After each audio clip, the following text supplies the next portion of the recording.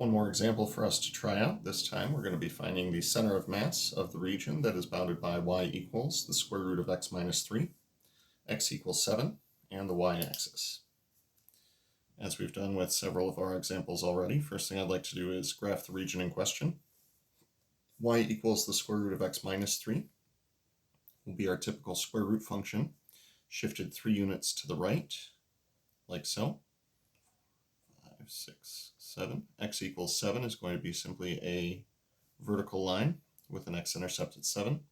So the region in question is going to be this region right here, using the x-axis as another boundary. So with that in mind, let's go ahead and figure out an area in a couple of moments. So first off, the area is simply going to be the definite integral of the function in question. Now the bounds on this area, we did mention it's shifted to the right by 3 units, so that'll start at x equals 3, and it'll go to x equals 7. Bounds will be 3 to 7.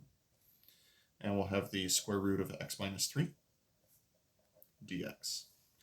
My recommendation would be to use a u substitution for this one. U equals x minus 3, therefore du is equal to simply dx. Plugging in and substituting our bounds as well. 7 minus 3 for the upper bound will be 4, and 3 minus 3 for the lower bound will be 0.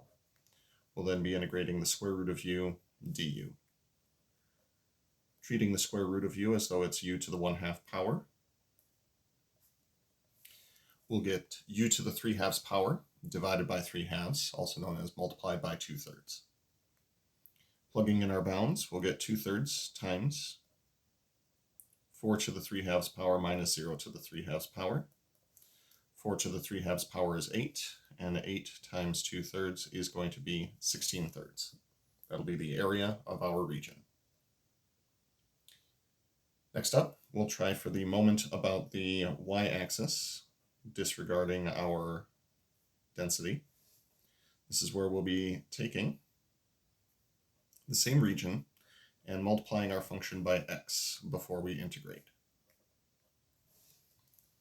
Now there are several different ways that we can evaluate this particular integral. This time I'm going to go with a rationalizing substitution. I'm going to say let u be equal to the square root of x minus 3. Now we could also do a substitution where we simply let u be equal to x minus 3, or we could also integrate this by parts. So please know that you're not limited by this decision. This also tells us that x is going to be equal to u squared plus 3, and that dx is going to be equal to 2u times du. Our bounds, if we plug in x equals 7, will be the square root of 4, and if we plug in x equals 3, we'll get the square root of 0. So we'll go from 0 to 2. X we substitute as u squared plus 3. The square root of x minus 3 can become u, and dx will become 2u du.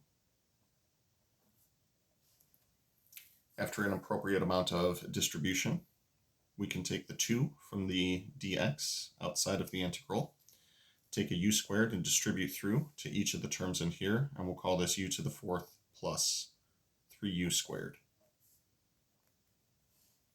Integrating this, we'll keep our coefficient of 2.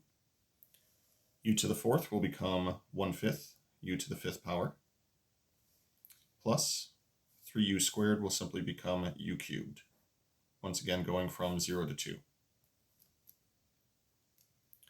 Our bounds then will get, let's see, if we distribute the 2 back through, 2/5 times 2 to the 5th power, plus 2 times 2 to the 3rd power, minus, well, when we plug in that lower bound of 0, we're just going to wind up with a lot of 0.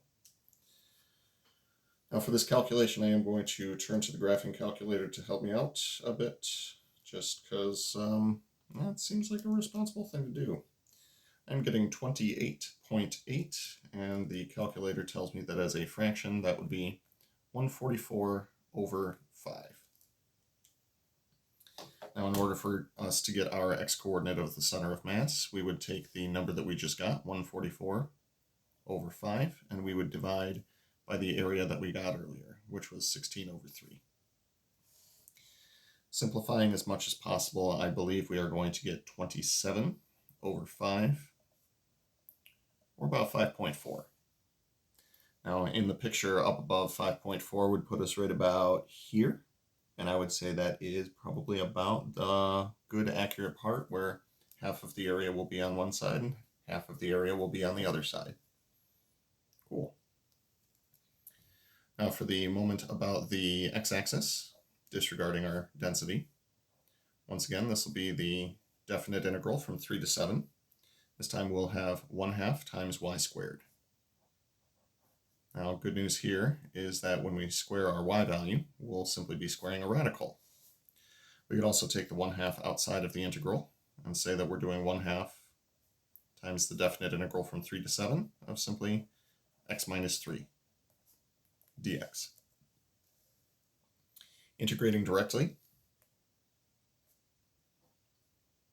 we'll get 1/2 x squared minus 3x, going from 3 to 7.